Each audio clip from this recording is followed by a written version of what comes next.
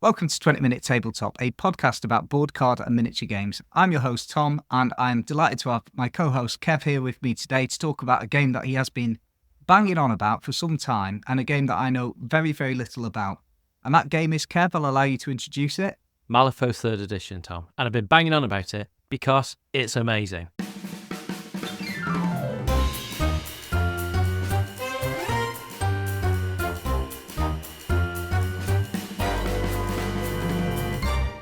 So, I know absolutely nothing about the game Malifaux. I'm aware it's a miniature skirmish game, but other than that, absolutely zero knowledge. So treat me as the uninitiated and explain it to me like I'm 5. That would be really good for help me understand what on earth is going on. Yeah, so it's a miniature skirmish game. So we're talking 8 to 10 models aside. We're playing it on a 3-foot map. Game plays out in about 2 to 3 hours typically. And it's been my main game for the past 2 or 3 years. I play it twice a week if I can, and I absolutely love it. And the game is set in an alternative turn of the century magical world. So think end of Victorian times, beginning of the century. And a quick summary of the lore, which I think is important just to give a bit of context, is the people of Earth live in this mildly magical other reality. And they discover a portal or a breach into a new world called Malifaux. People go through the breach and find that unlike Earth, which is mildly magical, this is a wildly magical place, and there's these resources called soul stones, which when mined can give the average person incredible magical powers. And of course, that leads to a situation where they're mined and pulled back through the breach onto the Earth, and Earth becomes a magical and contested world full of conflict. The game lore is really, really deep, and that's what attracts a lot of people to it. There's weekly podcasts about it. There's blogs. It's hugely deep, and there's loads and loads of books. But the end shot of it is there's 8 factions within this magical world. You pick one of them, and across the nearly 800 models in the world of Malifaux, you'll pick a crew, as it's called, and you'll battle against another crew, perhaps from the same faction, perhaps from a different faction against your opponent. And the aim of the game is to score more points than your opponent in the duration of the game, up to a maximum of 8. It's not just a case of wiping the other player out off the table. Now, in a 20-minute podcast, I'm not even going to try to get into the subtleties of the gameplay, but it's a really unique game that's got hidden objectives, open objectives, bluffing, out-and-out battle, and something that I should mention up front is that it doesn't use dice, it uses a hand of cards. So rather than just mindlessly re-rolling, hope the numbers come up, you've got a hand of cards that you can cheat in and basically make sure something cool happens every single turn of the game. You really feel like you've got control over the outcome of the battle. And yes, luck does play a part to some extent, but you feel way more in control than you would ever do rolling dice. But we'll keep it simple today, Tom. I'll save all that for a part 2, and we'll just kind of look at the overall feel of the game. So, with there being 800 miniatures, which seems quite a lot, that's roughly, doing the maths, about 100 miniatures per faction. And your crew comprises of how many miniatures? 6 to 8? Yeah, maybe anywhere between 6 to, I guess, maybe 15. Typically around 8 or 9, I would say, is your average crew. And I know, Tom, it sounds mental. 800 miniatures seems almost impenetrable. But Weird Miniatures, who are the publisher of the game, have made some pretty canny business decisions in the way they marketed this. We're now on the 3rd edition of the game, and one of the markers of the 3rd edition is they've come up with this idea of keywords. So within a faction, you've got a keyword, which is essentially these models will work well together.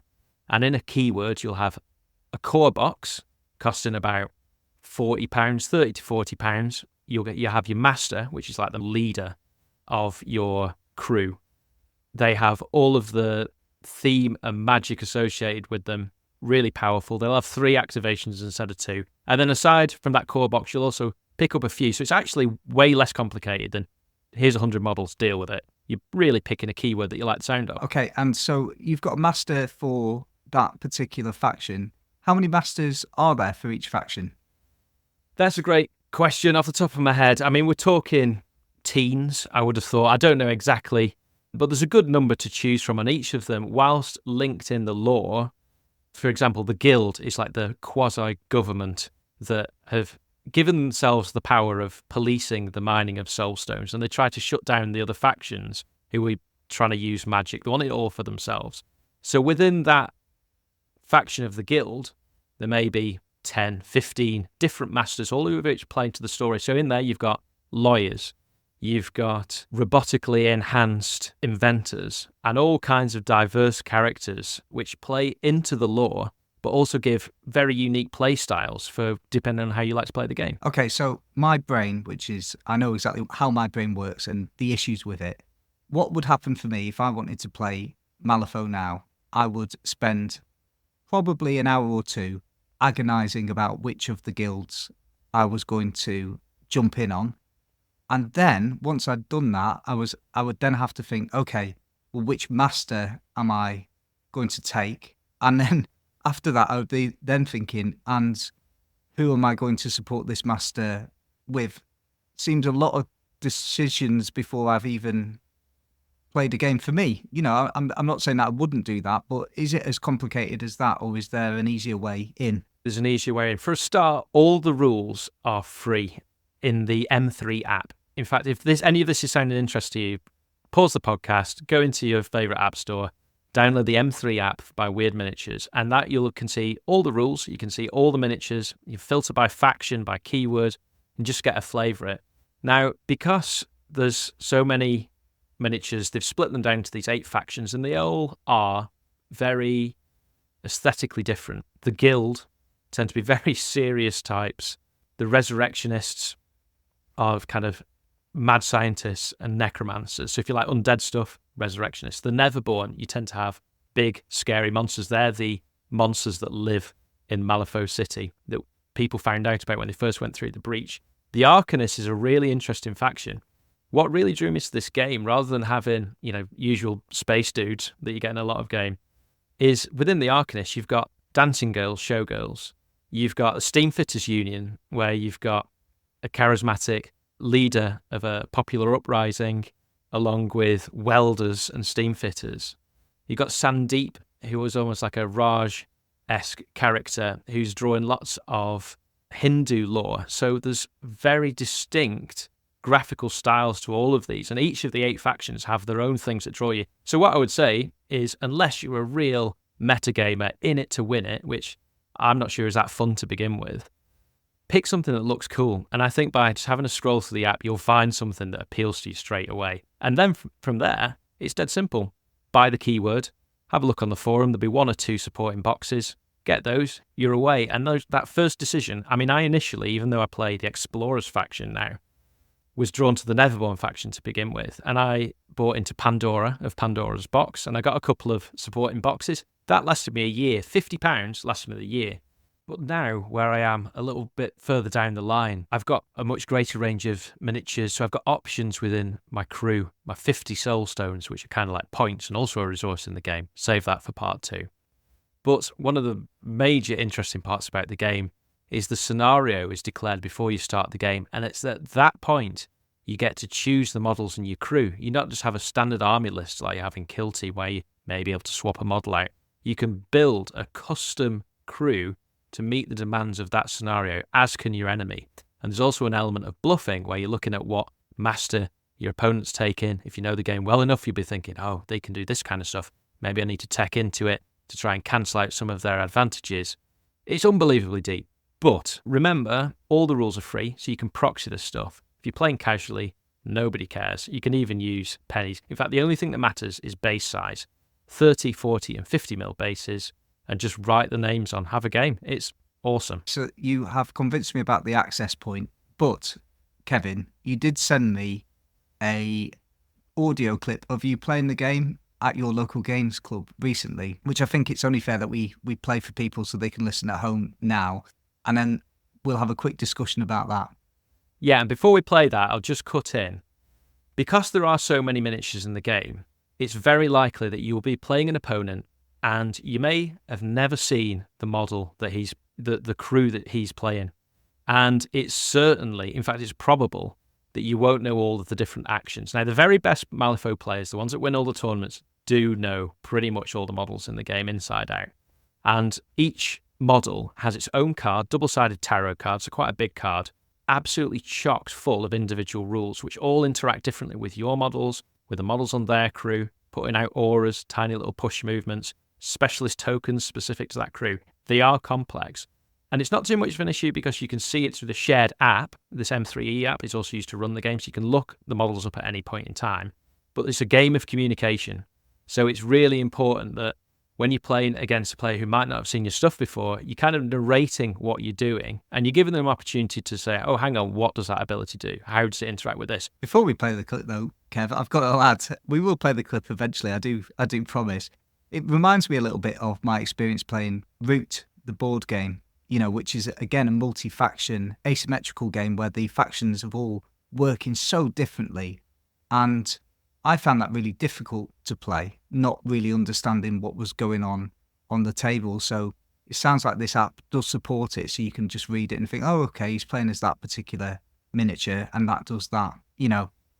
You said that the tarot cards have got quite a lot of rules on. If you were playing against a miniature that you'd never seen on the map before, would you be able to open up the app, read that in real time and have a decent idea about how it's working, or is it more complicated than that? Yeah, you can absolutely do that. And it's an open information game. But a lot of it is just courtesy with the other opponent. And I'm attempting to show that courtesy in this clip where I'm describing what I'm doing with one of my models, the Kurgan. I'm going to activate the Kurgan. I'm going to take free action, mudslide, need a 6, get a 12, but I really want the ram trigger so that I can heal 1. I don't have the suit. I was going to do that to try and pass an extra healing onto Jedza. So the aura's up on the Kurgan. I'm then going to avalanche. Needs a 5. Gets a 2. I'm going to cheat in a 9.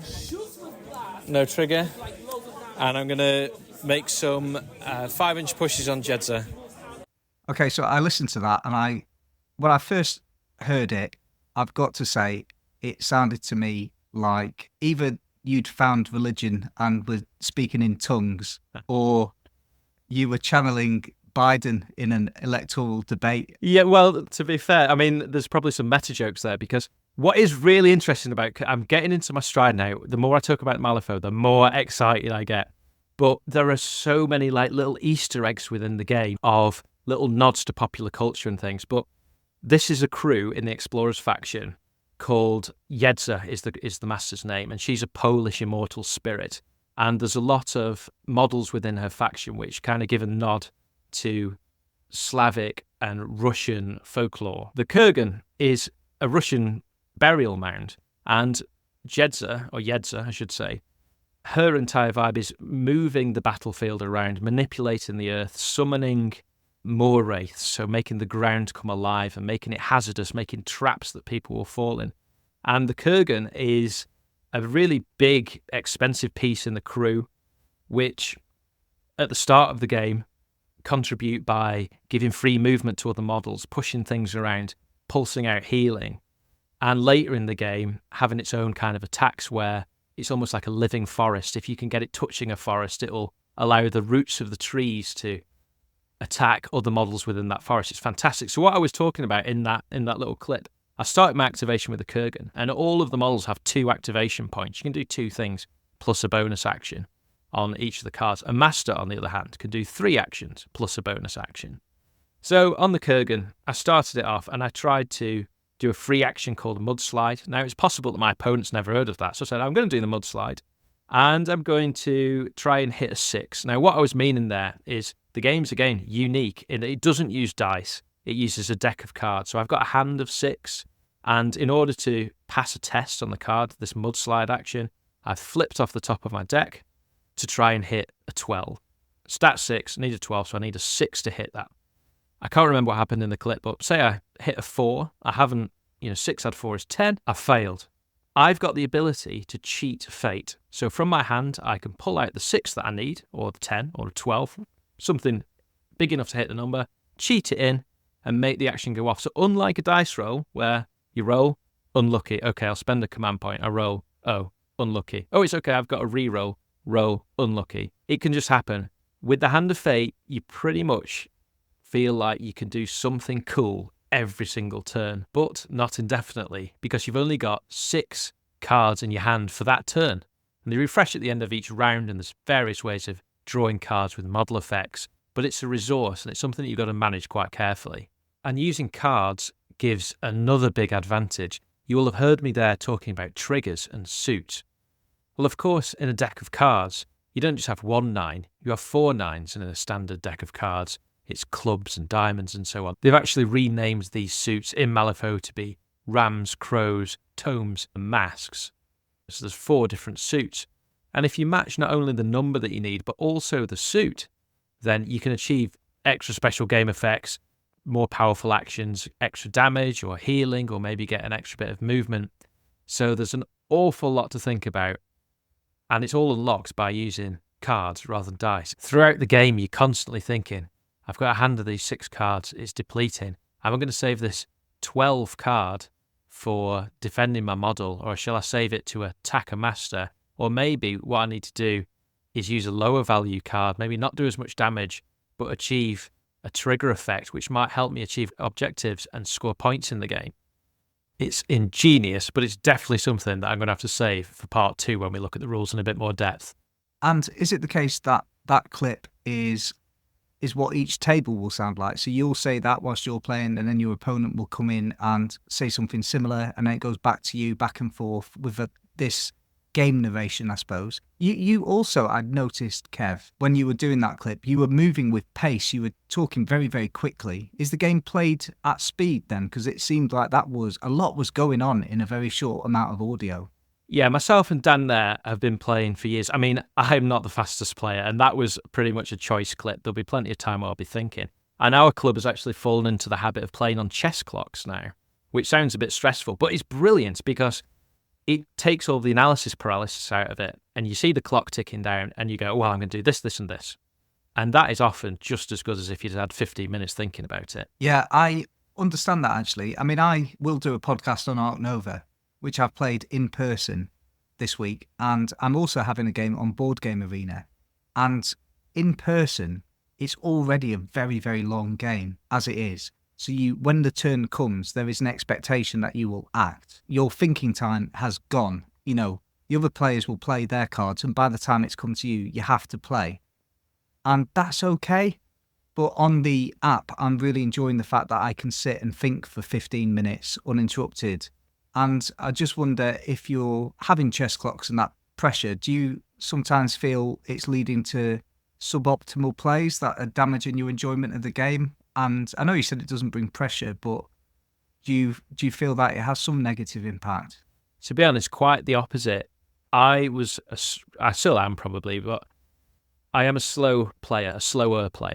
And this has speeded me up massively, and it's really improved my enjoyment of the game. Instead of overthinking everything, I almost go with my gut, and it's right most of the time. Not to say that I win most of the time, certainly not, but my enjoyment of the game has improved as a result, and that is key, I think. But remember, we're 2 players that have been playing for years, and if you're new to the game, you'll be spending a lot of time toughing it out, reading through the card, trying to decide what the hell you're going to do next. And there's a few simpler forms of the game to get started with, one called Henchman Hardcore, where instead of using a master with 3 activation points, you use a henchman, which is like another powerful character in the game. You have masters, henchmen, enforcers, and minions. So basically, it's used some of the complexity in order to give a bit of an easier onboarding. Personally, I wouldn't actually recommend that. I prefer the core box master experience for getting started. But there are different ways of getting into the game, and you'll be slower to begin with, no question. And I've noticed you mentioned at the start that you play on a mat, right? What size was that mat? 3 foot by 3 foot, and very dense terrain. Terrain really benefit. You don't want a sparse battlefield. Well, yeah, and that's what I was going to ask. Do you have to buy separate terrain as part of the process, or do people just knock up things a bit like you would do in Gaslands? Yeah, people knock it up. I mean, a lot of these games are played at gaming stores or competitions. The competition organizer or the game store will have all of this gear. All you need to do is turn up with your crew. But if you're playing at home, then, I mean, a tissue box makes good for a building to begin with. You just need some obstacles to move around. But like I said, it's such a beautiful game that you're going to lean into the aesthetics of it eventually and start building your own terrain. You can buy it. And a shameless plug for our Patreon here, Tom, which you can donate to get various bonuses. But one of them is I produce in my business a range of papercraft terrain. This sounds like a planned plug. I promise you it wasn't.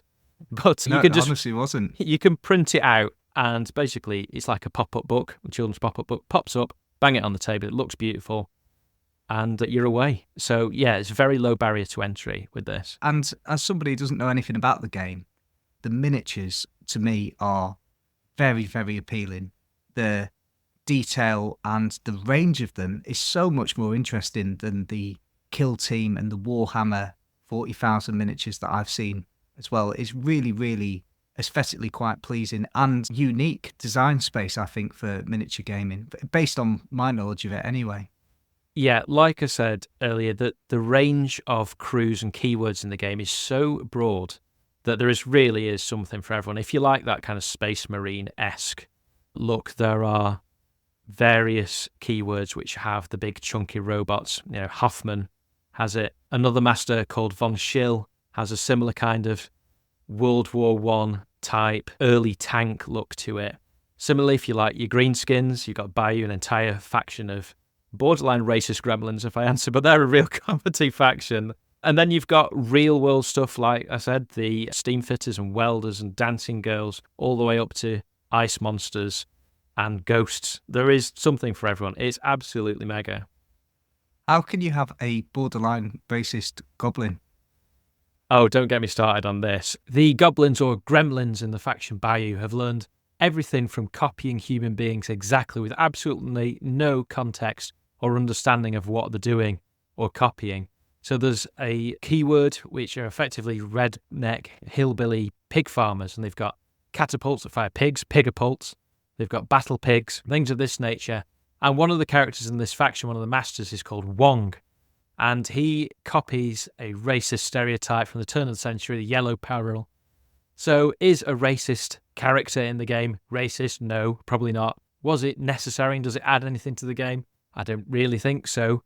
But this issue aside, the whole Bayou faction doesn't really appeal to me particularly aesthetically, so it's not something I choose to engage with at all. But I do come across it from time to time at tournaments, and that's fine.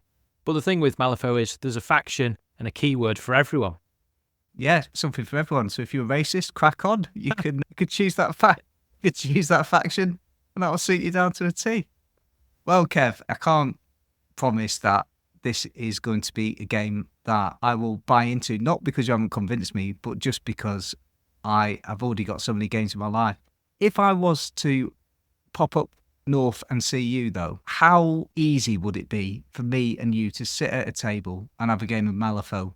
Would it be a full night's rules explanation, or would I be able to pick it up in a couple of hours, do you think? You know, being reasonably game literate. You'd be able to play a turn with me as you go throughout your first game. You'd be playing right from the get-go. Because there is so much variability in lists, I would start off by building you quite a simple list. I give you a master, maybe like Hoffman, controversially, that doesn't have a huge amount of complexity. Big robots beat stuff is pretty much where it's at. And then out of the range of 8 or so models, I would pick as many duplicates as I could. Now, this isn't a game where you've got a unit of 20 archers, but in Hoffman, there are big robot cat things called hunters. I put 3 of those in the list. So you've only got one thing to think about. And we'd start off with quite a simple game. We'd walk it through. By turn 3, you'd be singing. Hopefully you'd love it, and then you spend the next 2 years trying to play that keyword properly. Brilliant. Well, I think we probably need to wrap up now, and we will do our usual plugs. So please support us on the Patreon. If you wish, share this podcast out with your friends. And if you want to get into Malifaux, then come and talk to Kev about it on our Discord server.